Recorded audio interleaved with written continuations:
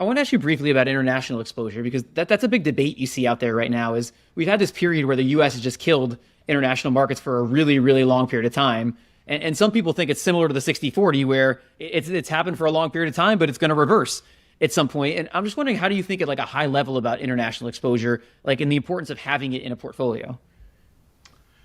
Yeah, well, I think for it sort of goes back to like, do you have any edge in figuring this out? And I think the answer is, most people don't have any edge in terms of figuring it out. And so more diversification is better than less diversification.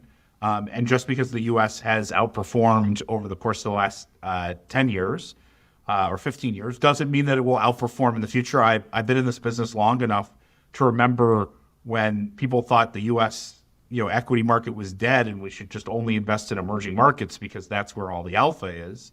Or, you should only invest in small caps because that's where the incremental alpha is, and never invest in large caps. Like things that, sort of are taken for granted today as being sort of truth, that U.S. mega caps are are obviously the best companies in the world.